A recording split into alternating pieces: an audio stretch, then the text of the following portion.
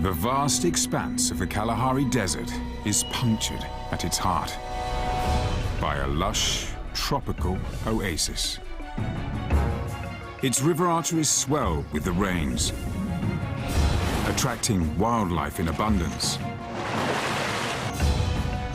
Yet by the end of the dry season, 95% of the water has vanished. This place of flood and drought is called the Okavango Delta. What causes this extreme natural phenomenon?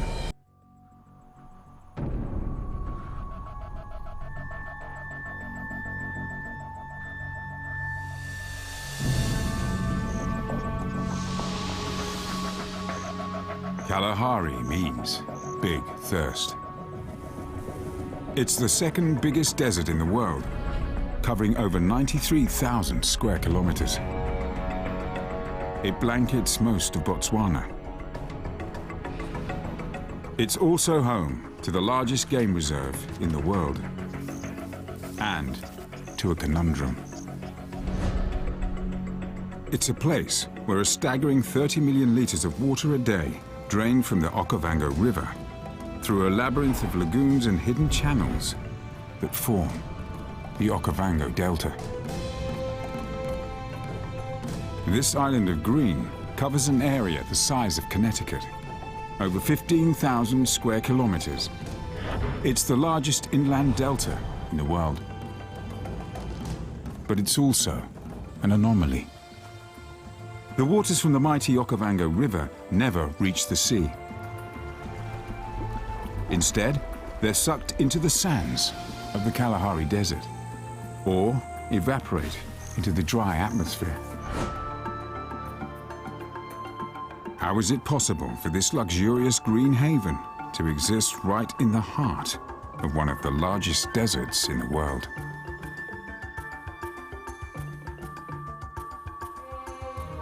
The Okavango Delta is a story of two extremes: flood and drought. During January and February, rain falling on the Angolan highlands to the north drains into the Okavango River. In 1 month, a massive surge of water races 1,200 kilometers downriver. Over the following 4 months, it floods the delta. Water now dominates the land. There is no getting away from it. Lions usually avoid getting wet. But here in the delta, they must wade through the swamps to patrol their territories and search for prey.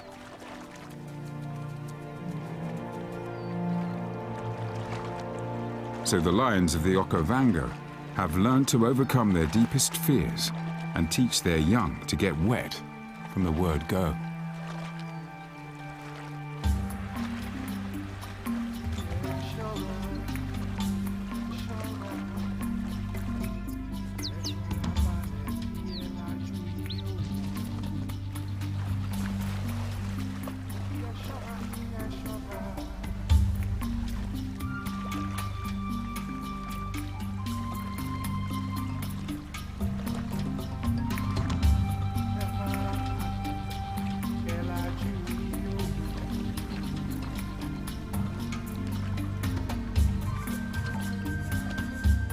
The delta is also home to the Lechwe antelope.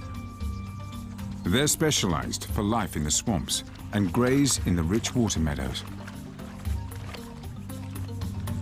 They prefer grasses that grow in shallow waters, and so they advance and withdraw across the delta with the ebb and flow of the annual flood cycle. They can't outrun killers like hyenas or wild dogs on dry ground, so they stay in the knee-deep waters as a protection from predators. But sometimes, even the swamps aren't safe. The pride wades through the water, looking for prey. They're focused on making a kill.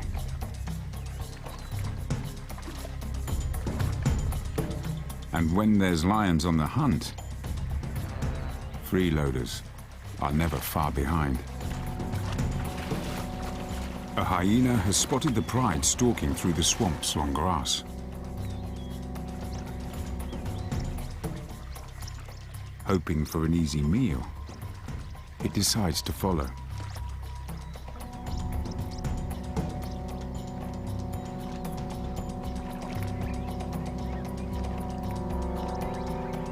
The lionesses focus on a group of lechwe.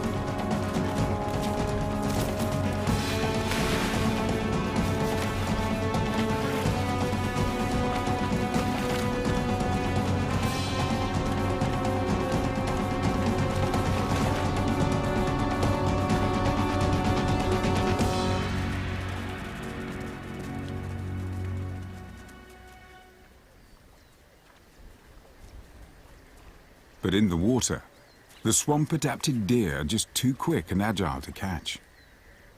This time, the lions leave empty-handed. Hunting in the watery swamps demands exceptional skill. When the flood are home to some well-known inhabitants.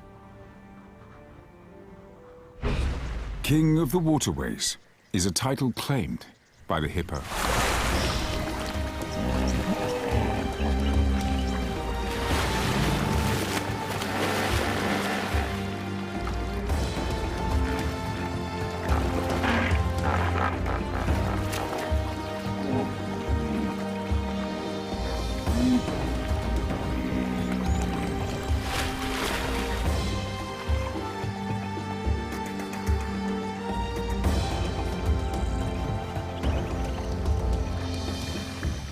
Hippos are totally dependent on permanent water. Deep enough for them to completely submerge. Their sensitive skin loses water much more quickly than other mammals. So hippos must stay waterbound during the heat of the day to avoid dehydration and overheating.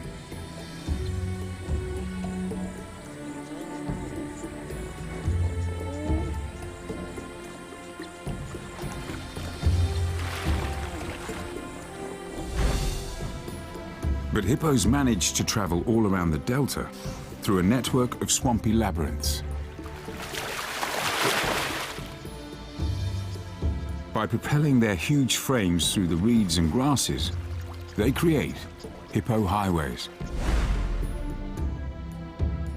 As they bulldoze new waterways, they allow the panhandle's water and fish to spread from one area to the next.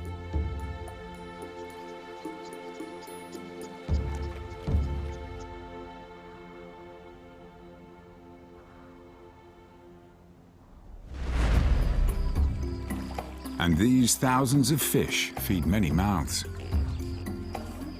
Attracted by an easy catch, twice as many people live in this small area of Botswana than in the surrounding Kalahari Desert. The annual floods bring a bounty to the panhandle. All these women have to do is scoop them up.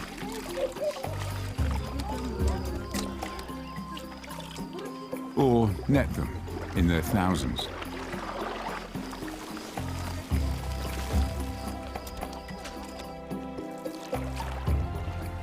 The men fish in the panhandle's waters all year round.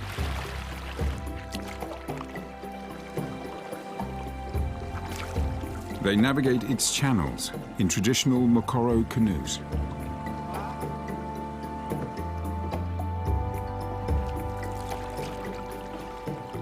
And the local people have learned to adapt their whole way of life to the Panhandle's swamps and waterways.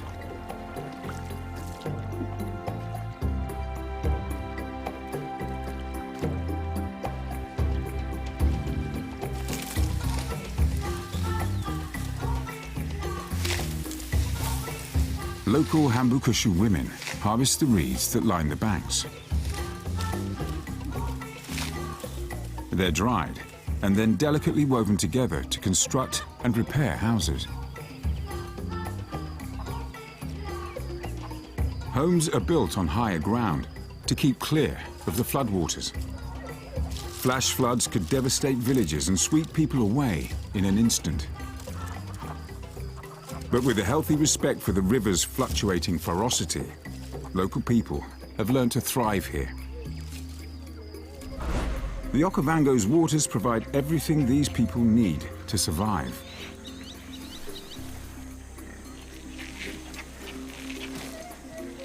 And provides rich surroundings where wildlife can flourish.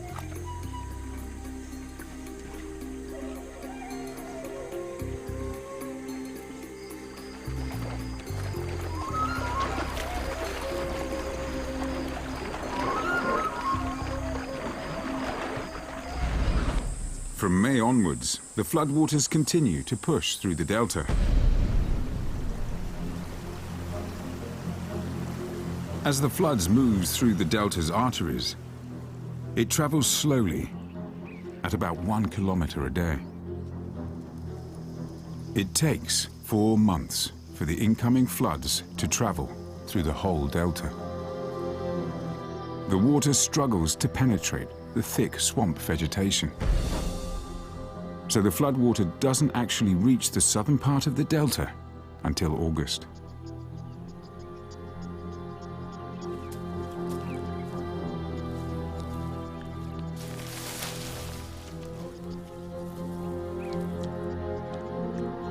But things used to be very different. Thousands of years ago, the delta's waters extended much further than today. They even reached as far as the Mahadi salt pans, 90 kilometers southeast of today's delta.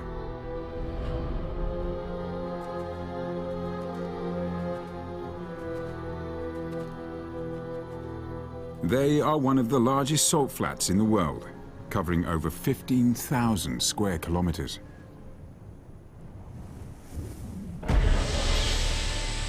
And during the dry season, almost nothing can survive here.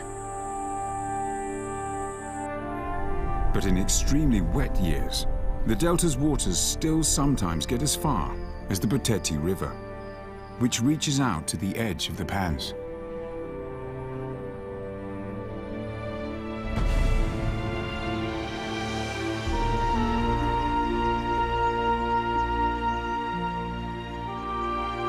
But it's been almost 2 decades since the delta's precious floodwaters reached the Mahadi area. It seems fated to remain dry forever.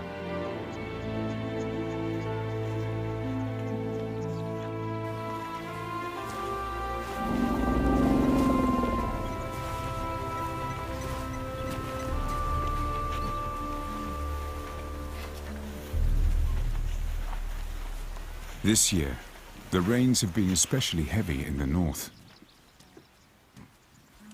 There's a change in the air.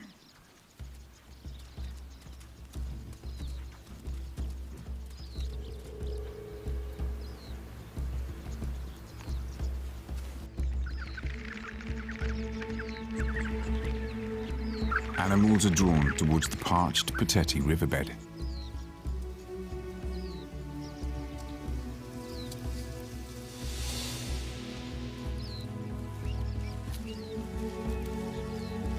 And all of a sudden, a trickle of water wets the dusty ground.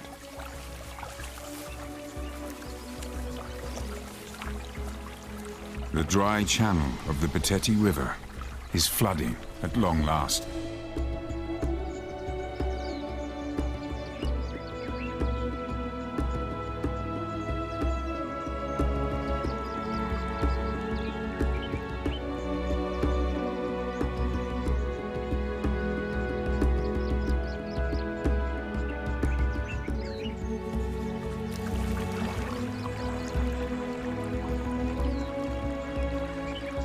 only about 2% of the Okavango's floodwaters have made it to the far end of the delta to fill this riverbed once again.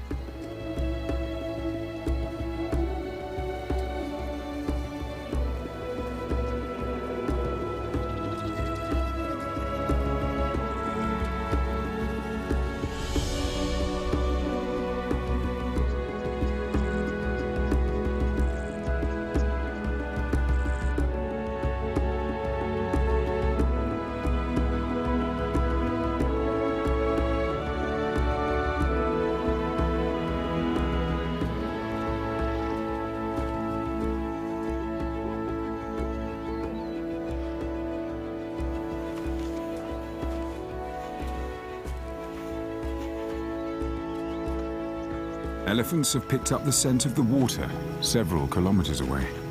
And after surviving the long dry season, they feel like celebrating.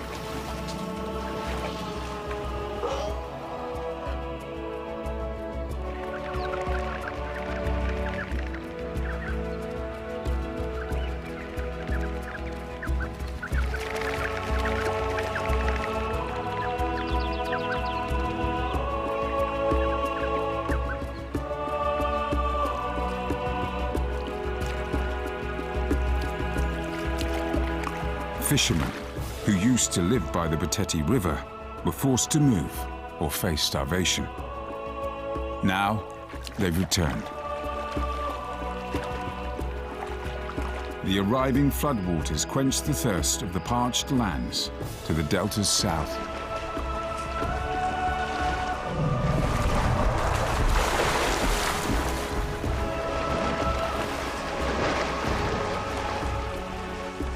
Life finally returns to the areas around the Mahadi pans. But this reprieve will be short-lived. Soon this precious wet will disappear into the ground or evaporate in the face of the unrelenting sun.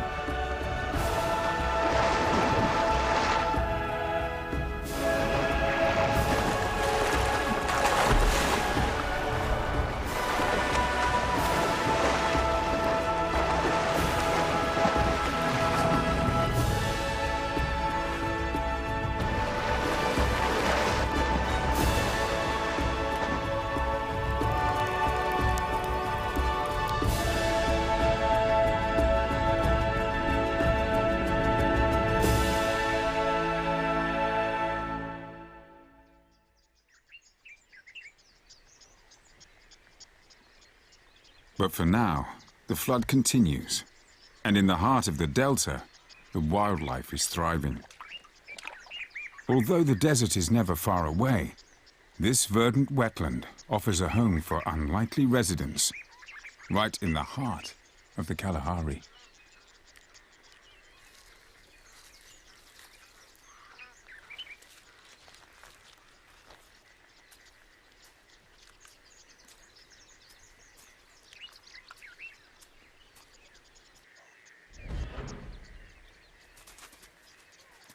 This clawless otter hunts for food in the delta's swamps.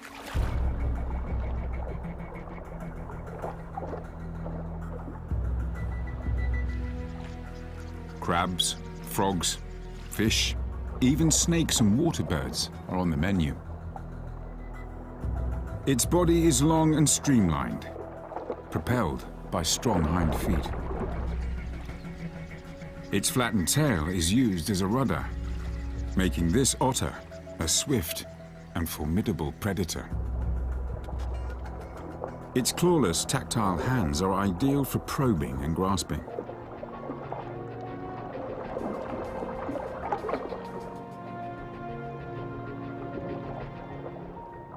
And its strong teeth can crush tough body armor.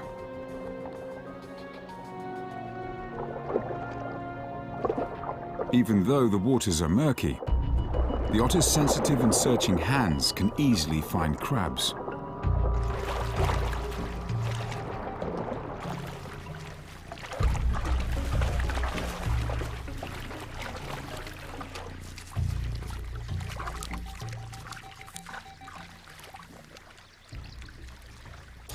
Fish, though, are more difficult to catch. The otter must hunt them by sight rather than touch.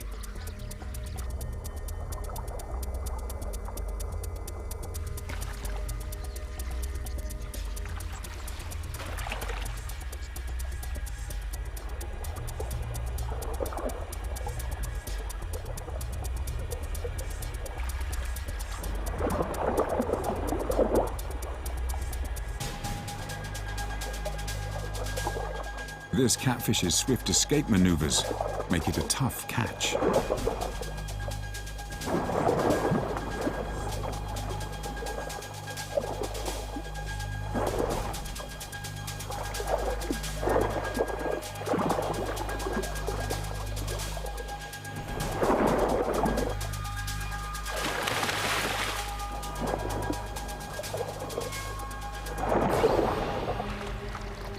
But once caught, rough skin on the otter's hands means that the slippery fish can't get away. Having eaten his fill, the otter rolls in the long grass to dry his sodden coat.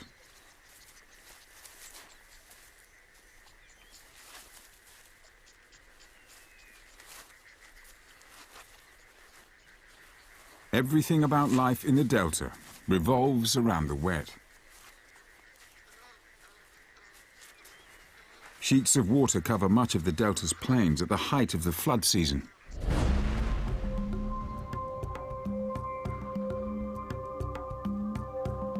This vast, shallow lake is punctuated with literally millions of small islands. They are all shapes and sizes and rise just high enough above the surrounding reed beds and floodplains to support the growth of trees.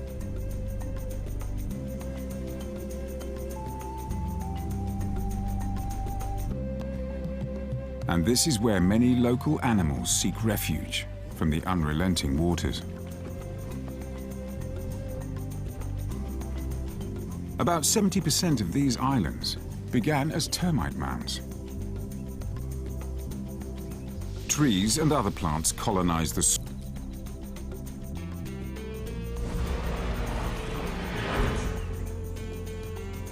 This old termite mound may well have been the foundation of this island. Now abandoned by its original inhabitants, it is a welcome shelter for a group of banded mongooses. These gregarious animals live in large family groups of up to 70 members, and an abandoned termite mound makes an ideal den for the whole tribe.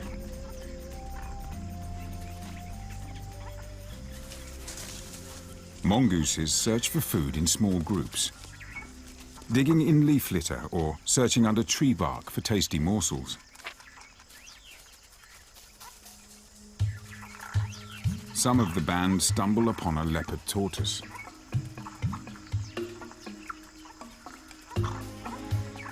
Mongooses are very inquisitive, and this tortoise is thoroughly investigated. It doesn't seem to be edible or willing to react to the mongoose's playful probing. So, eventually, they abandon their find. After suffering the indignity of being used as a marking post, the tortoise tentatively emerges from its shell and continues on its way.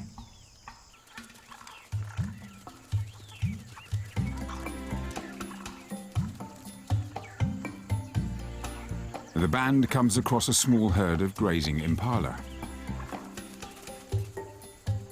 They decide to stay and forage alongside them. Mongooses often seek the company of grazing herds or even troops of baboons. More eyes on the lookout for potential predators make for more relaxed feeding.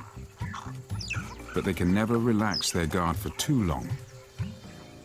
Hungry killers lurk everywhere.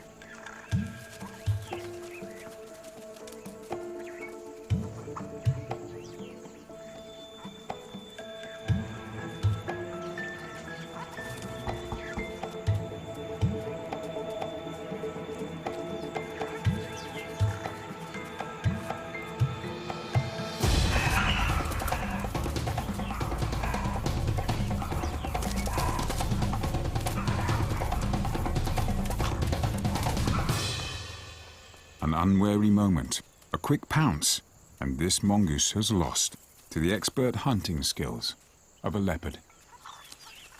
But despite this bad luck, the life of the Delta mongooses is easy compared to those outcasts to the Badlands. Just a few kilometers away, the dry brush of the Kalahari takes over. Water quickly becomes a rare luxury.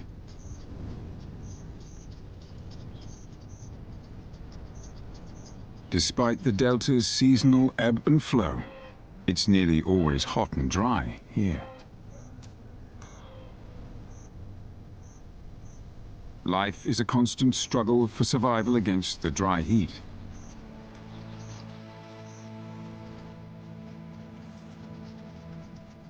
Summer temperatures can reach a blistering 45 degrees Celsius.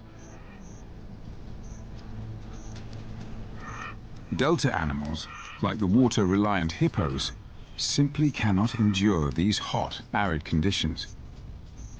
And so savanna animals take their place.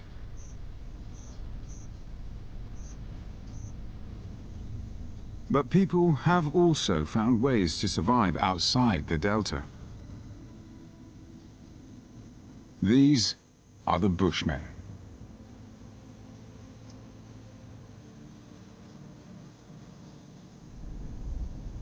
The secret to their success in this dry, extreme desert is the passing on of key knowledge from generation to generation. This is done using elaborate dances, rituals, and stories. And so life-saving wisdom and experience is passed on to the next generation. Children learn by observing their elders. And the lessons start as early as possible. This village elder knows exactly how to handle this deadly scorpion. The child pays attention. His life could well depend on this knowledge someday.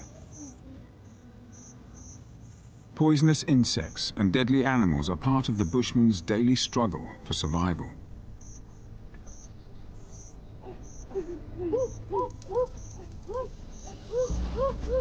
Finding food is the other crucial lesson. Boys are taught to hunt by the men.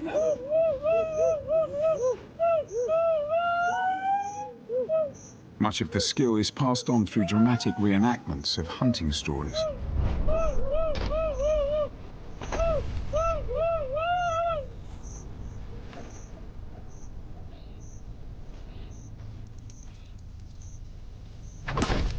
These children are practicing throwing sticks as deadly weapons. Once they've mastered the art of aiming and throwing, they will graduate onto a range of other weapons. But there's no substitute for first-hand experience. Hunting is vital to the Bushmen's survival. They track on foot. Patience and stamina is what's needed to stalk prey. Bows and arrows are the weapons of choice. These weapons require exceptional hunting ability. The Bushmen have to get within 25 meters of their victim to achieve a deadly hit. But their chances of a kill are increased by a secret weapon.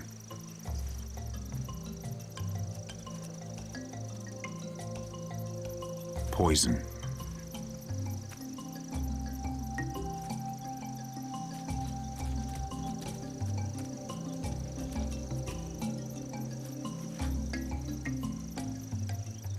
They've been expert toxicologists for thousands of years and make a whole range of concoctions to tip their arrows.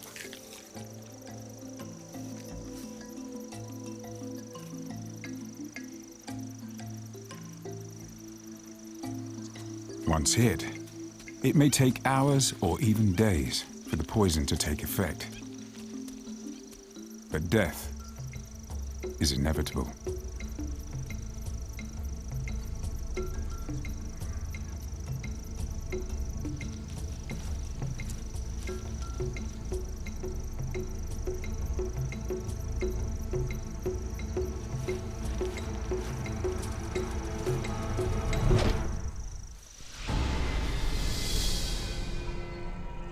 The Kalahari has been the Bushman's home for tens of thousands of years.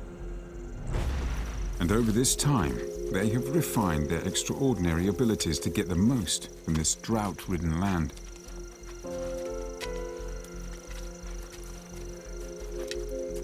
They've learned to rely on the brief rainy season to bring just enough water to last the year.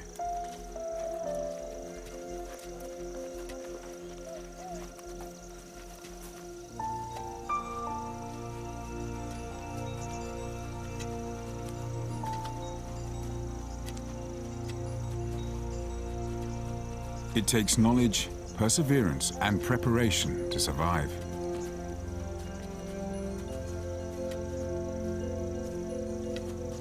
They know exactly where to find food and water, often in the most unlikely places.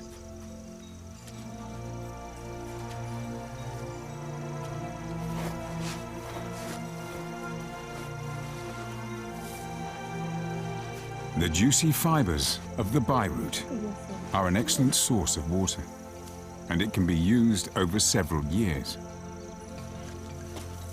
By replanting after use, it has time to regenerate, ready for next time.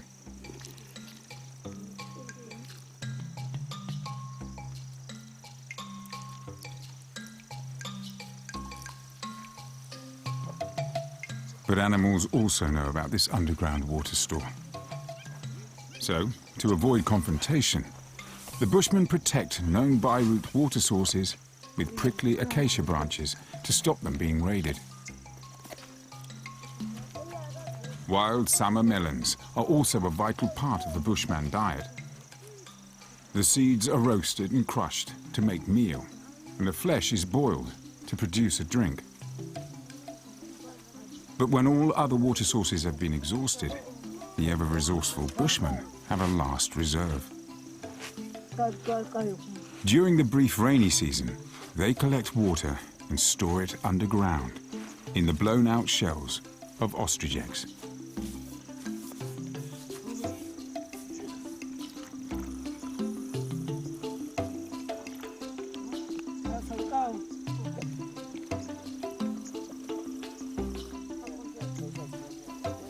The holes are sealed using a leaf from the Kalahari taibosh bush. This plant is known for its antifungal and antioxidant properties. And it's possible that these properties keep the stored water fresh for an incredible 6 months.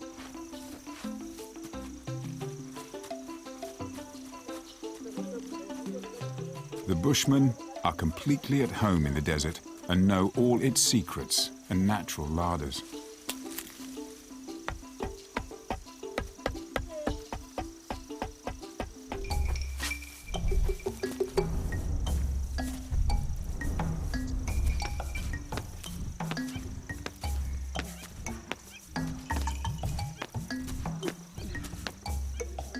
They spend their days gathering wild plants and roots from the land.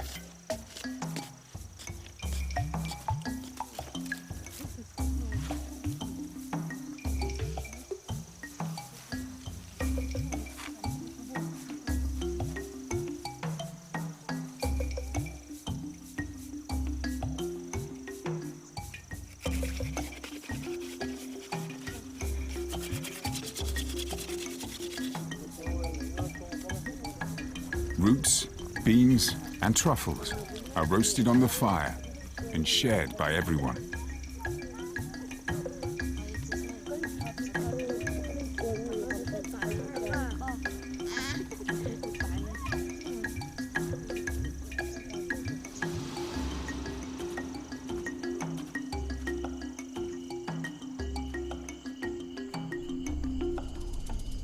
But at night, there's time to socialize, exchange hunting stories, and practice age-old rituals.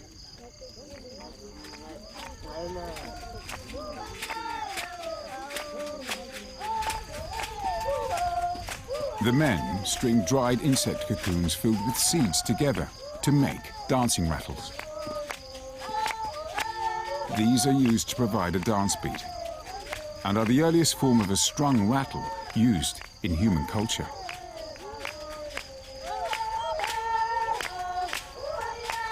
It's their rich history and deep understanding of the land that has enabled the Bushmen's continued survival here. Despite the challenges posed by the forbidding Kalahari Desert.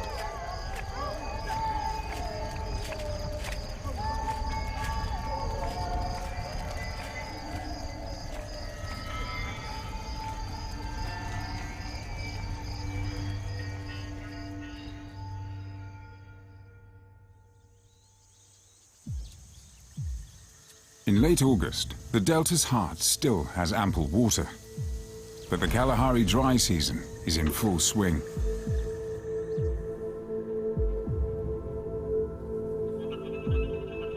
Water becomes scarce. Like the Bushmen, the animals here have had to learn to cope with this dusty landscape's severe lack of water. The life-giving rains won't arrive until at least mid-October.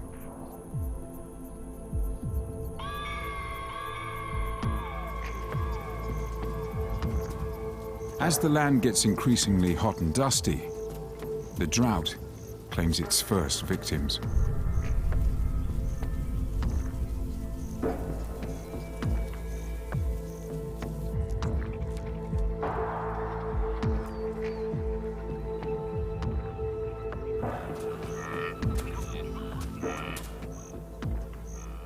The young, weak, and elderly are most at risk. But their deaths provide a steady supply of food for the region's scavengers. This elephant's carcass has already attracted a horde of vultures and hyenas. These scavengers play a pivotal role in the perpetual cycle of life and death. They clear up carcasses as soon as they appear. Nothing goes to waste.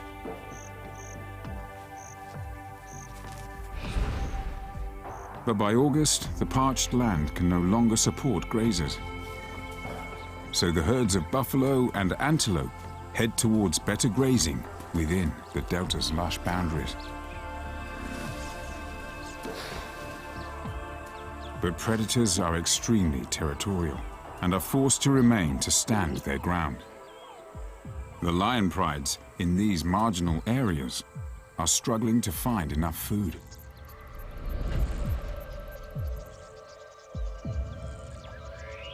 And this is one of the last remaining buffalo herds in the area.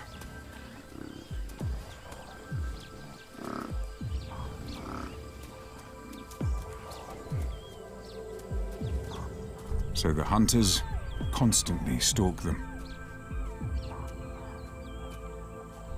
Working together, they sneak as close to their prey as possible.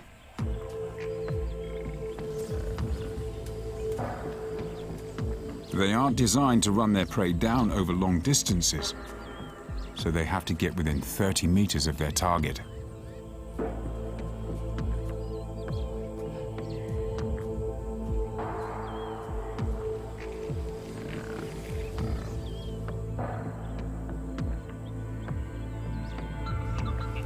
Buffalo are formidable foes. Weighing in at up to 900 kilos.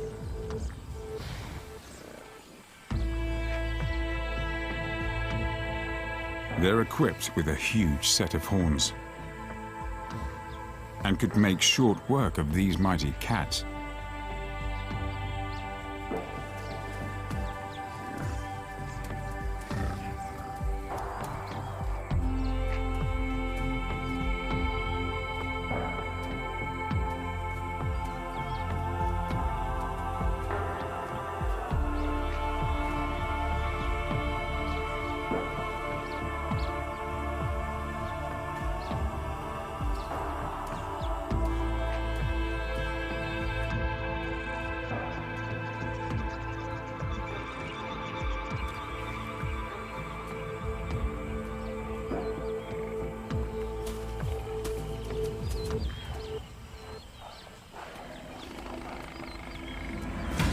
One of the lionesses spots a straggler and makes her move. The young calf is caught unawares.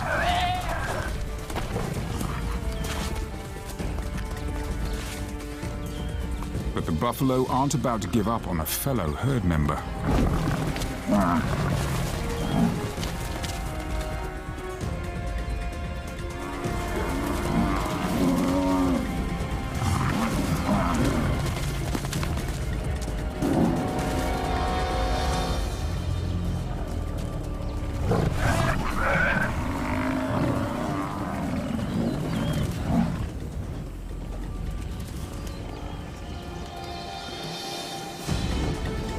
Sensing a second chance, the lions attack again.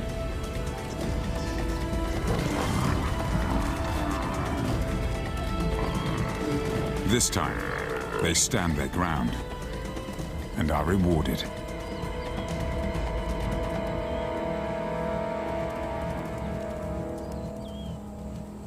But whilst prey is fast running out in the desert, it's still in plentiful supply for the Delta's predators. By September, the dry season has a tight grip on the Kalahari. Just a few miles away, the Delta's channels and waterholes still hold water. And as more and more animals flock here, the local hunters are spoiled for choice with available prey. One of these predators is the serval cat. These close relatives of lions are well-adapted hunters. Exceptional hearing helps them to home in on prey.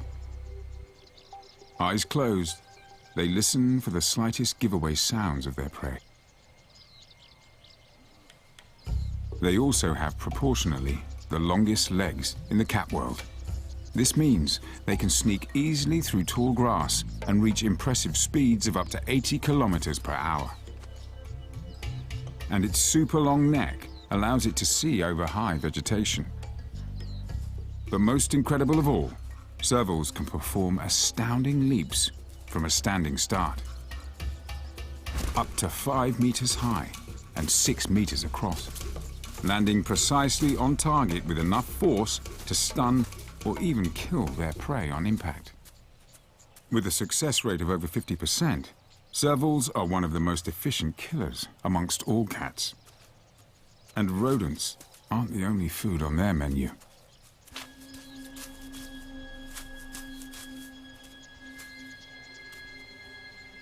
Their spectacular leaps are ideal for plucking birds straight out of the air. But a catch doesn't guarantee a meal.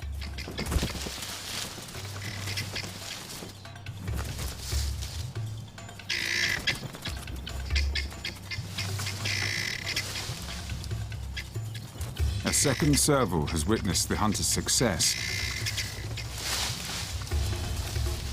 and is intent on snatching a free meal.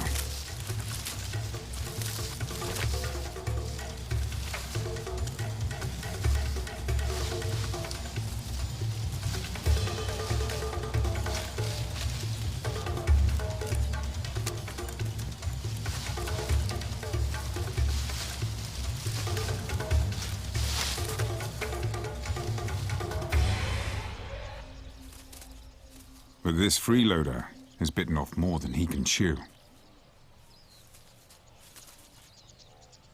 Eventually, he's forced to admit defeat.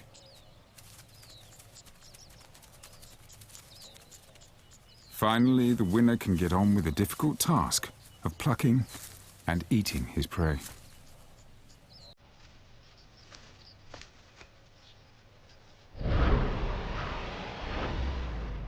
By October, it's the late dry season. Every creature in the surrounding Kalahari Desert has either died, left, or remains in suffering.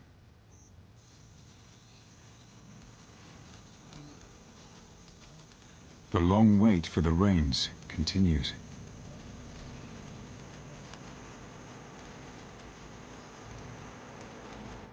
It's been 8 long months since any water fell here.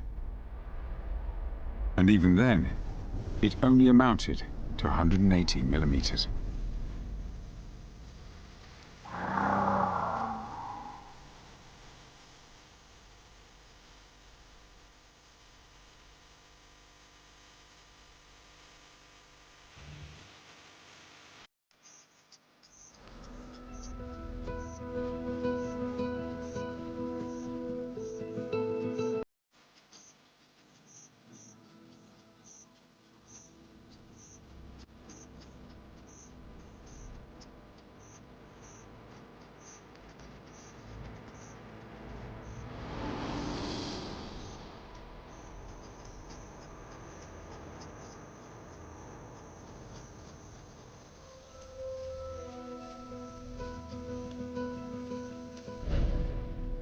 Even the delta's water supplies are running low.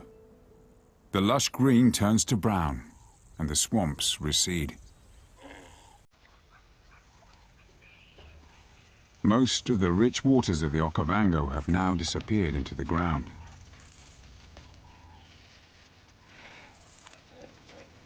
Hippos have nowhere left to hide.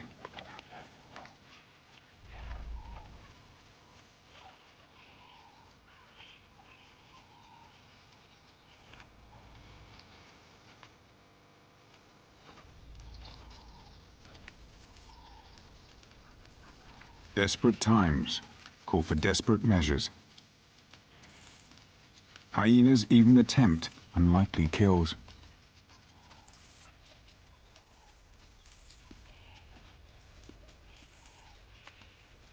The shrinking pools become fierce battlegrounds.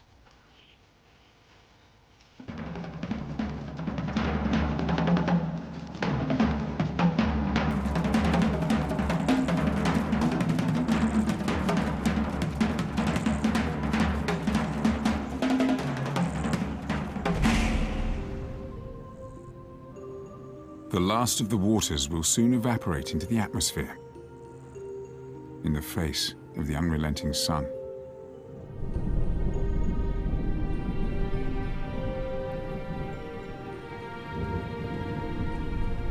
But at long last, the scent of rain fills the air as storms begin to build.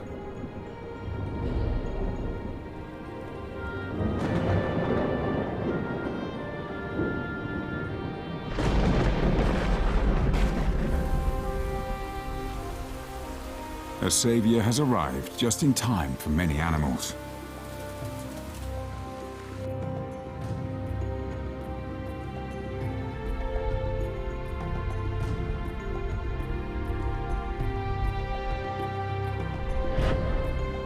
And once more, the Okavango's extraordinary cycle of wet and dry can begin again.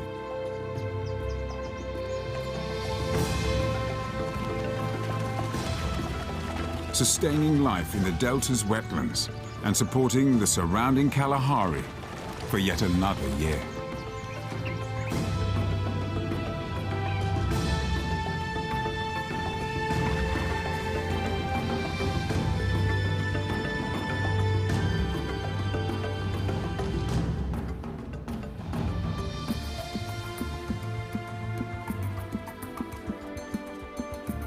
The waxing and waning of the Okavango Delta's water levels, its alternating floods and droughts, are all part of a natural equilibrium. The Delta is a living heart in the Kalahari Desert. Its labyrinths and channels function like an organism's circulatory system, bringing life to all those who are drawn here. The perpetual rotation of wet and dry beats out a natural rhythm of life and death.